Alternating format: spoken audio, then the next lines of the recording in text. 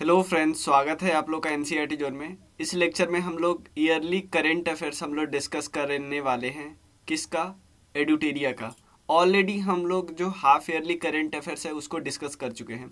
मैं इसके बारे में बेसिक थोड़ा बता दूं कैसे कैसे मैगजीन काम किया। सबसे पहले इसमें एक हाफ ईयरली मैगजीन आया जो कब से कब तक था, जनवरी से लेके जुलाई लास्ट तक। मैं इंग्लिश की बात कर रहा हूँ, हिंदी में जून लास्ट तक का था। लेकिन जब हम पहले करवाए तो हिंदी इंग्लिश दोनों साथ मिला के जनवरी से जुलाई तक करवा दिया। उसके बाद एक और मैगजीन आया जो अक्टूबर 2020 से लेके अक्टूबर 2021 तक का था। तो हमने ये वाला 2020 वाला सारा छोड़ दिया। जुलाई के बाद अगस्त, सितंबर और अक्टूबर हमने करा लिया इसे। क्लियर, ये भी कंप्लीट हो गया। अभी जनवरी टू दिसंबर आया है, तो हम इस महीने का नवंबर, इस साल का नवंबर और दिसंबर इस मैगजीन से करा ले रहे हैं। और जो भी नया नया चैप्टर दिया होगा, जैसे हमने देखा था कि अक्टूबर वाला में एक नया चैप्टर दिया था जिसका नाम था फटाफट 100.com। तो ऐसे जो नया चैप्टर होंगे और जो सिर्फ एक्स्ट्रा इन्फॉर्मेशन होगा, इसीलिए एक्स्ट्रा इन्फॉर्मेशन को क्यों डिस्कस करेंगे हम लोग, क्योंकि जो मैगजीन जितना मैगजीन हम लोग ऑलरेडी डिस्कस कर चुके, जो जो इन्फॉर्मेशन उसको वो फिर से डुप्लीकेट ना होने लगे। हमें लगे यार ये भी करना है, बस जो बचा हुआ है वही हमें करना है। क्लियर, जो बचा हुआ वही हम करेंगे, जिससे हमें इंफॉर्मेशन दोबारा ना करना। जो लोग इसमें ऑलरेडी ये सारा वीडियो कर चुके हैं उनको दोबारा ना करना पड़े। इसलिए मेरा एक एक ये मैं भी यही कोशिश कर रहा हूँ कि ये मैगजीन आपको पूरा मैगजीन नहीं दिखे। ये मैगजीन जो भले ही आपको दिख रहा है 200 पेज की, मतलब टोटल मिला के मैं दिखा रहा हूँ पेज कितना है, 150 पेज। इसमें से मान लो 40 पेज तो 30-40 पेज एमसीक्यू है। तो जो आपको 120 पेज के आसपास दिखेगा, 120 पेज, वो आपको 120 नहीं, सिर्फ 20 पेज है। क्यों 20 पेज है? क्योंकि सिर्फ हम अभी नवंबर दिसंबर का करेंगे, इसमें से अक्टूबर तक ऑलरेडी डिस्कस कर चुके हैं। क्लियर, तो वही मैं आपको बताना चाहता हूँ। चलिए, और इसमें भी हम लोग डिटेल में कैसे करें, आपको टॉपिक वाइज, जैसे पहले नेशनल करंट अफेयर्स हम लोग डिस्कस करें। नेशनल करंट अफेयर्स में मान लो यूपी से रिलेटेड 3 न्यूज़ थी, तो कल हमने डिस्कस किया। तो चलिए शुरू करते हैं, आगे का डिस्कस करते हैं आज। क्लियर, हम लोग एमपी के न्यूज़ तक डिस्कस कर लिए थे, और उसके बाद हम अभी अरुणाचल प्रदेश के न्यूज़ का डिस्कस करेंगे, और उसके बाद आगे जो भी है उसको हम डिस्कस करेंगे। कुछ देश के बारे में न्यूज है। तो ये जो आपको जो भी हम एक कराएंगे ये फ्री है, जो जो भी हम मैगजीन करा रहे हो फ्री। लेकिन जो इसमें एमसीक्यू है, एमसीक्यू, और इसमें और भी कुछ मैगजीन के एमसीक्यू मिला के ऑलमोस्ट हम लोग करेंट अफेयर्स का 2000 एमसीक्यू बनाएंगे। यहाँ पे मैं आपको सिंपल आंसर नहीं रटवाऊंगा, क्योंकि इसमें से मेजॉरिटी एमसीक्यू हम लोग ऑलरेडी हमारे बुक में से ही होगा, मैगजीन से होगा। तो हम इसमें सीखेंगे क्या, हम इसमें सीखेंगे क्या क्या, कि कैसे हम करेंट अफेयर्स का तैयारी करते करते स्टैटिक का भी कैसे रिवाइज करते हैं। लिंक, इंटरलिंकिंग करना मैं बताऊंगा, जिससे क्वेश्चन आता है। बहुत बार ऐसा होता है करंट अफेयर्स डायरेक्ट नहीं क्वेश्चन आता है, जो चीज़ करंट अफेयर्स में था उससे रिलेटेड स्टैटिक आया। तो यहाँ पे जब मैं एमसीक्यू कराऊंगा तो एक करंट अफेयर्स को दूसरे करंट अफेयर्स से लिंकेजेस, प्लस एक करंट अफेयर्स को स्टैटिक से लिंकेजेस, और बहुत सारे टॉपिक को आपस में इंटरलिंक करके बताऊंगा, जिससे आपका रिवीजन हो। और ये भी साथ साथ सिखाऊंगा जिसमें ये अप्लीकेबल होगा कि अगर आपको आंसर नहीं भी याद होगा तो क्या कोई कोई ऐसा क्वेश्चन होता है कि बिना आंसर याद होए में भी हम कर सके, ये भी मैं बताने का कोशिश करूँगा। जो हम एजुकेटेड गेस नहीं करते हैं वो वाला ही बताऊँगा। सब में नहीं अप्लीकेबल होगा, कुछ कुछ में अप्लीकेबल होगा, उसमें भी हम अप्लाई करने का कोशिश करेंगे। तो ये हमारे जो जीएस, देखो हमारा जो कोर्स आ रहा है ना बीपीएससी सीडीपीओ के लिए, उस कोर्स का ये पार्ट हम लोग बना रहे हैं एमसीक्यू वाला सेशन का। क्लियर, क्योंकि इसमें ऑलरेडी हम लोग क्राउन पूरा कर चुके हैं, क्राउन ऑलरेडी मैं पूरा अपलोड कर चुका हूँ। उसके अलावा इसमें एनसीईआरटी का सार संग्रह है, जीएस पॉइंटर है, हिंदी इंग्लिश दोनों में। क्लियर, क्योंकि एनसीईआरटी का सार संग्रह हिंदी और इंग्लिश साथ साथ में बता रहा है। जीएस पॉइंटर क्योंकि सिर्फ हिंदी में ही आया है, तो हिंदी में आया है तो मैं उसको जो इम्पॉर्टेंट कीवर्ड्स है जिसका इंग्लिश हमें पता होना चाहिए, जैसे मान लो ऐसा थोड़ी नहीं इज का मैं हिंदी इंग्लिश हिंदी इंग्लिश ऐसे करूँगा, मतलब जो जैसे एक आप कीवर्ड्स का मैं इंग्लिश बताता जाऊँगा जो मेजॉरिटी ज़रूरत होती है, ठीक है। जैसे बजट, ये सब वर्ड है, ये सब मैं इंग्लिश बताते चल दूँगा। हर चीज़ का जो भी आपको लगेगा कि नहीं इसका इंग्लिश पता है, जैसे पार्लियामेंट का क्या हिंदी होता है, ठीक है, ये सब, संविधान का, ये सब कुछ। तो ये है, और भी 10,000 लगभग MCQ है। 10,000 MCQ में कैसे है, 50 हम लोग एटलीस्ट टेस्ट सीरीज करेंगे। कैसे, 50 में हम लोग 30 तो प्रीवियस ईयर वाला करेंगे, सिर्फ BPSC का नहीं, बहुत सारे और एग्ज़ाम का। और उसके अलावे जो कि एग्ज़ाम के समय अभी जैसे एडुटेरिया का भी टेस्ट सीरीज आ गया 15 सेट का, तो ये भी डिस्कस करेंगे। तो ये सब कुछ हम डिस्कस करने वाले हैं, तो आप इसको ज्वाइन कर सकते हो। इसमें इवन जूम कॉल की भी हम फैसिलिटी दे रहे हैं, ठीक है ना। 1 फ़रवरी से पहले आप ज्वाइन कर लो, आपको 40% का डिस्काउंट मिल रहा है, क्लियर। 1 फ़रवरी से पहले कर लोगे तो नहीं तो उसके बाद 1999 मिलेगा। अभी है इस पर 40% डिस्काउंट करो तो 1199, क्लियर। चलिए तो शुरू करते हैं। चलिए, सबसे पहले मेघालय से रिलेटेड एक न्यूज़ है।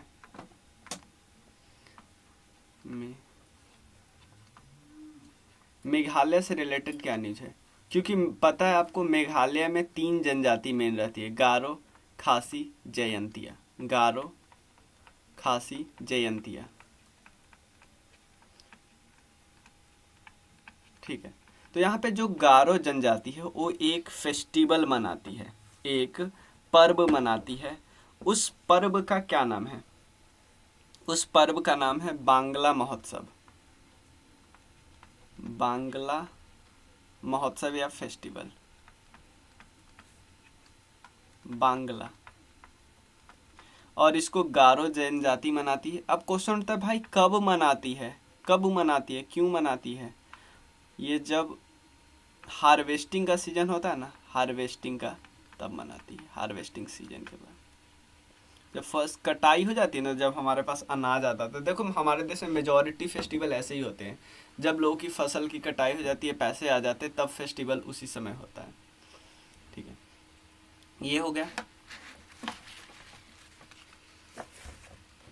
चलो मेघालय वाला हो गया। अब अरुणाचल प्रदेश से लगभग 3 न्यूज इंपॉर्टेंट है, अरुणाचल प्रदेश वाला हम डिस्कस करते हैं।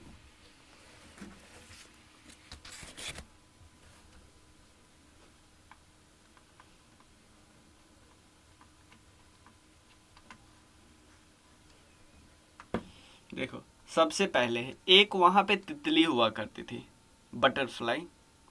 उस तितली का नाम था केसर ए हिंद, केसरे हिंद इस तितली का नाम था। इस तितली को उन्होंने अपना स्टेट बटरफ्लाई डिक्लेयर किया है। बहुत सारे स्टेट ने ऐसा किया है कि किसी एक तितली को स्टेट बटरफ्लाई डिक्लेयर कर दिया है। एक चीज और अरुणाचल प्रदेश के बारे में आप पता होगा, आपको पक्के टाइगर रिजर्व के बारे में जरूर पता होगा। आसाम और अरुणाचल प्रदेश में है पक्के टाइगर रिजर्व, बॉर्डर के पास है। और पक्के टाइगर रिजर्व से जरूर नीचे आपने देखा होगा नामेरी टाइगर रिजर्व, उसके बाद कामलांग, नामदफा, ये सब हमें पता होगा, मानस, ओरंग, बक्सा, ये सब पता है।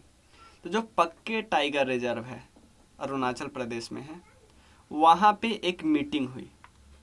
भाई क्यों मीटिंग हुई, अबाउट क्लाइमेट चेंज। ये क्लाइमेट चेंज हो रहा है ना, जलवायु परिवर्तन हो रहा है, तो इस रिलेटेड स्टेट में मीटिंग हुई। और इस मीटिंग में इन्होंने एक पक्के घोषणा की है। पक्के घोषणा, ऐसा नहीं कि घोषणा पत्र कुछ निकालते हैं, ठीक है ना, कि इस बात पे इस जो मीटिंग में क्या क्या मैटर डिस्कस किया गया है, उस बात पे हम लोग एक घोषणा पत्र निकालते हैं। ऐसे नहीं हम लोग बार बार निकालते हैं डिक्लेरेशन टाइप का, दिल्ली डिक्लेरेशन, ये सब बात जहाँ पे मीटिंग होता है। तो पक्के डिक्लेरेशन आया, इसमें 5 सब्जेक्ट है, सब्जेक्ट हमारे लिए इम्पोर्टेंट नहीं है, ठीक है ना। चलिए उसके बाद एक और है अरुणाचल प्रदेश से रिलेटेड।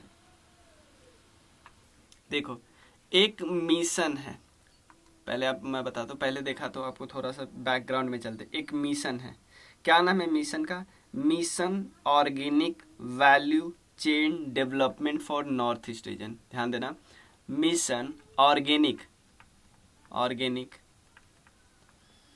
उसके बाद organic value chain development for north east. ठीक है ना। इसमें होगा क्या कि ये क्या करेंगे, कुछ ये किसके साथ मिलके काम कर रही है, north east plus NAFED. NAFED हमें पता है ना, agriculture, national agriculture cooperative marketing federation of India. ये सब मिलके क्या कर रही है, प्रोडक्ट को सर्टिफाई करे। कैसे सर्टिफाइड कर रही है, कैसे सर्टिफाइड कर रही है, ये सर्टिफाइड कर रही है organic fruit, organic fruit. Clear. तो अरुणाचल प्रदेश का इन्होंने कीवी, जो यहाँ पे उगाया जा रहा था, देखो कीवी फ्रूट जरूरी नहीं यहाँ का है, जो यहाँ पे उगाया जा रहा था, ये ऑर्गेनाइजेशन ने उसको ऑर्गेनिक फ्रूट के कैटेगरी में डाल दिया, यानी सर्टिफाई कर दिया है। और जो दिल्ली हाट हो रही थी ना, वहाँ पे इसको प्रस्तुत किया जाएगा। दिल्ली हाट जो मेला लगता है, वहाँ पे इसको प्रस्तुत किया जाएगा। तो ये इससे होगा क्या कि ये लोग अपना सामान बाहर बेच सकते हैं आराम से। ठीक है, ये बात हमें समझ आए। तो अरुणाचल प्रदेश से 3 न्यूज इंपॉर्टेंट है। केसरे हिंद बटरफ्लाई को स्टेट बटरफ्लाई डिक्लेयर किया है। उसके अलावा पक्के टाइगर रिजर्व में एक मीटिंग हुई अबाउट क्लाइमेट चेंज, और पक्के घोषणा यानी पक्के डिक्लेरेशन इन्होंने लॉन्च किया है, जिसमें 5 पॉइंट अबाउट क्लाइमेट चेंज से रिलेटेड होगा कि कैसे क्लाइमेट चेंज को बचाया जा सके। ठीक है। पहला सर्टिफाइड फ्रूट है जो कि कीवी, ये ऑर्गेनाइजेशन ने लॉन्च किया, मतलब सर्टिफिकेशन दिया है कीवी को। तो ये 3 हो गया। नेक्स्ट वीडियो में हम डिस्कस करते हैं हरियाणा के बारे में। तमिलनाडु वगैरह के बारे में तो हो ही गया, हरियाणा के बारे में डिस्कस करते हैं। देखो बुक में एक्चुअली लाइन बाई लाइन नहीं दिया होता है, बुक में ऐसे दिया होता है, बस हम उसको थोड़ा अरेंज कर लेते हैं। चलिए, हरियाणा से रिलेटेड पहला न्यूज है, एक मत्स्य व्यवसाय इनक्यूबेटर बनाया गया है। मत्स्य व्यवसाय इनक्यूबेटर, मत्स्य व्यवसाय इनक्यूबेटर बनाया गया है, यानी फिशरीज बिजनेस इनक्यूबेशन को किन लोगों ने बनाया है, 2 ऑर्गेनाइजेशन है। एक का नाम है लिनाक, प्लस एक तो हम सबको पता है national cooperative development corporation, national cooperative development corporation. ये आपको पता है ना, राष्ट्रीय सहकारी विकास निगम है, राष्ट्रीय सहकारी विकास निगम। इसके ये 1963 में स्टैब्लिश किया गया था। न्यू दिल्ली में इसका हेडक्वार्टर है, और अभी संदीप कुमार नायक जी इसके चेयरमैन है, संदीप कुमार नायक। क्लियर। तो ये जो मिनिस्ट्री है, कौन सी मिनिस्ट्री होगी, ऑब्वियसली फिशरीज वाली मिनिस्ट्री होगी, फिशरीज एंड एनिमल हस्बेंड्री और डेयरी डेवलपमेंट वाला ऑर्गेनाइजेशन है। इसके केंद्रीय मंत्री अभी पता है कौन है, पुरुषोत्तम रूपाला जी है, पुरुषोत्तम रूपाला। ठीक है ना। इससे देखो इसमें क्या किया जाएगा, इसमें नए नए तरह के आपको चीज़ें बताई जाएगी, कैसे प्रोडक्शन को बढ़ाया जाना है, ये सब बात इसमें बताना जाना है कि कैसे स्टार्टअप को फ़ायदा पहुंचाना है, जो मत्स्य रिलेटेड काम करेगी, ये सब बात। ठीक है ना। तो एक तो हो गया हमारा हरियाणा से रिलेटेड। एक और हरियाणा से रिलेटेड न्यूज़ है, वो मैं बता दे रहा हूँ। ठीक, ये एक्चुअली गुरुग्राम में, मैं बताना भूल गया, गुरुग्राम हरियाणा में तो है गुरुग्राम। देखो हरियाणा में एक सेंटर हुआ करता है जिसका नाम है नेशनल राष्ट्रीय ब्रेन मस्तिष्क रिसर्च अनुसंधान सेंटर। राष्ट्रीय ब्रेन, ब्रेन को हिंदी में क्या बोलते हैं? मस्तिष्क, मस्तिष्क और मस्तिष्क होगा ना, रिसर्च का तो अनुसंधान केंद्र। इनका एक प्रोजेक्ट है, प्रोजेक्ट का क्या नाम है? स्वदेश। क्लियर? स्वदेश प्रोजेक्ट में ये क्या करना चाहते हैं? स्वदेश प्रोजेक्ट में ऑब्वियसली ब्रेन से रिलेटेड इमेजिंग वगैरह काम करना चाहते हैं। ये एक्चुअली दुनिया का पहला मल्टी मॉडल, ये जो ये सेंटर है, multi modal brain imaging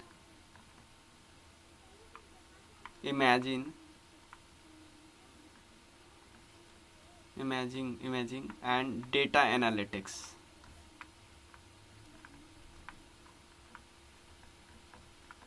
ticks है एक्चुअली, ठीक है। इमेजिंग का स्पेलिंग भी ठीक है, कोई दिक्कत नहीं। Multi modal brain imaging and data analytics centre है, कोई दिक्कत नहीं।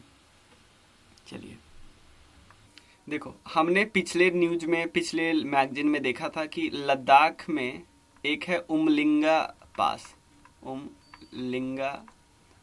पास यानी उमलिंगा दर्रा। इसमें हुआ क्या कि ये सबसे ऊंची मोटरेबल रोड है। इसने एक्चुअली अभी गिनीज बुक में वर्ल्ड रिकॉर्ड में नाम दर्ज कर लिया है, गिनीज वर्ल्ड रिकॉर्ड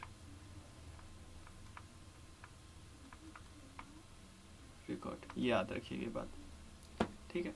बस इतना ही है। चलिए अब 2-3 स्टेट का न्यूज़ है। एक यूटी का है, दिल्ली। क्लियर? दिल्ली का क्या न्यूज़ है? दिल्ली का एक रेलवे स्टेशन है, कौन सा? सदर बाजार वाला रेलवे स्टेशन है। उसको अभी होम मिनिस्ट्री ने, सदर बाजार रेलवे स्टेशन वाला जो पुलिस है, होम मिनिस्ट्री ने देश का यानी कंट्री का सर्वश्रेष्ठ रेलवे स्टेशन का दर्जा दिया गया है, ठीक है ना, सर्वश्रेष्ठ। चलिए उसके बाद दिल्ली का हो गया। उसके बाद है एमपी, हमने कर लिया। मणिपुर, मणिपुर का 2 न्यूज इंपॉर्टेंट है। पहला,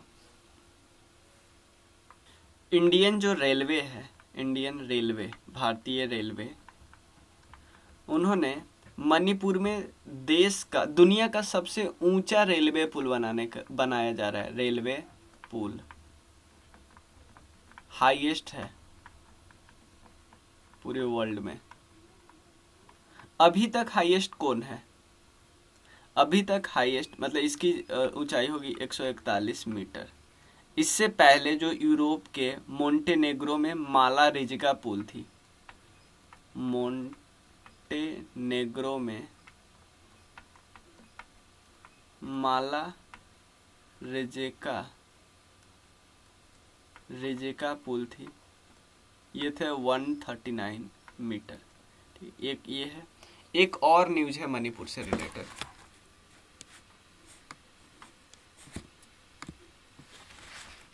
क्या? मणिपुर से रिलेटेड एक और न्यूज है। देखो, मणिपुर की एक बहुत फेमस स्वतंत्रता सेनानी थी जिनका नाम था रानी गैतिंदु, ठीक है ना। और इसका स्पेलिंग मैं दिखाता हूँ। ये थी रानी गैदिनल्यू। इनके नाम पे एक म्यूजियम बनाया जा रहा है और उस म्यूजियम का नाम है Rani Gaidinliu tribal freedom fighters museum. Tribal freedom fighters museum, एक म्यूजियम बनाया जा रहा है इनके नाम पे, tribal freedom fighters museum. Clear? अब पर्सन इन न्यूज से एक इम्पॉर्टेंट है। एलन मस्क को क्या मिला है? उनको टाइम्स के मैगजीन पे पर्सन ऑफ द ईयर,